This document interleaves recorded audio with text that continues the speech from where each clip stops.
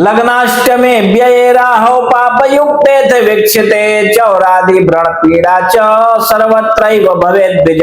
तो मित्रों, महर्षि पाराशर बृहद पाराशर होरा शास्त्रम के 57वें अध्याय के 5वें श्लोक में कहते हुए शौनक ऋषि से कहते हैं कि हे विप्र, यदि आपकी जन्म कुंडली के अनुसार राहु की महादशा में यदि राहु की अंतरदशा चल रही हो और ऐसा राहु यदि 8वें और 12वें घर में बैठा हुआ हो और पाप युक्त होकर के बैठा हो, पाप युक्ते अथ वीक्षिते, है ना, पाप ग्रह जो होते हैं वो अगर उनके साथ में बैठा हो या फिर वो अगर इसको देख रहे हो तो फिर निश्चित हो जाता है कि चोर से आपके जीवन में बहुत भय होता है, अर्थात आपके घर चोरी बहुत ज्यादा होती है या चोर कहीं आपको लूट लेते हैं या ठगी कर सकते हैं। आजकल ऑनलाइन फ्रॉड भी बहुत चल रहा है। या फिर कहते हैं कि व्रण हो सकता है, अनेकों प्रकार के रोग हो सकते हैं। सर्वत्रैव भवेद् द्विज, यानी कि हर जगह से आपको इस तरह के फल देखने को मिलते हैं, किसी भी क्षेत्र में चले जाएं, है ना। और छठे श्लोक में कहते हैं कि राजद्वारे जनद्वेषम इष्ट बंधु विनाशनम दार पुत्रादि पीड़ा च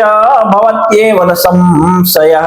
तो मित्रों, महर्षि पाराशर यहाँ पे कहते हैं कि ऐसे समय में जब राहु आपकी जन्म कुंडली में 8वें या 12वें में पाप युक्त होकर के बैठा हो या पाप ग्रहों से देखा जा रहा हो तो ऐसे समय में चोर आदि से आपको भय हो सकती है, उससे चोट लगने का भी भय हो सकता है और अन्य प्रकार से भी चोट लगने के भय हो सकते हैं। ठीक है, राहु जो है सरकारी आदमियों से द्वेष या झड़प या विरोध करवा सकता है। आप जहां भी जाएं, जिससे भी बातें करें, उसके साथ नॉर्मल बात करते हुए भी झड़प होने लगती है, वो विरोध करने लगता है और अपने प्रियजनों की हानि भी संभव है। और इतना ही नहीं, ऐसा राहु आपकी पत्नी को बहुत अधिक पीड़ा दे सकता है, कष्ट दे सकता है या हॉस्पिटल पहुंचा सकता है। इतना ही नहीं, आपके पुत्रों को भी कष्ट दे सकता है, एक्सीडेंट वगैरह करवा सकता है, हॉस्पिटल पहुंचा सकता है। ठीक है, तो राहु की स्थिति को बहुत ध्यान से देखिए और बहुत गहराई से उसको समझिए, उसके डिग्री वाइज बलाबल को भी अच्छे तरीके से देख करके समझिए और उसके बाद ही फलादेश के विषय में सोचिए। ठीक है, तो मित्रों, इसी प्रकार आप भी अपनी कुंडली देख सकते हैं और हमारे सूत्रों को अप्लाई करके अपनी कुंडली आप स्वयं से देख सकते हैं। और यदि इसके बाद भी अगर आपको आपकी कुंडली समझ में न आ रही हो तो आप अपनी कुंडली किसी कुशल श्रेष्ठ अनुभवी विद्वान ज्योतिषी को दिखाइए। और कोई श्रेष्ठ विद्वान आपको आपके आजू बाजू में न मिले तो आप अपनी कुंडली हमें दिखा सकते हैं। आप देश विदेश कहीं भी रहते हो,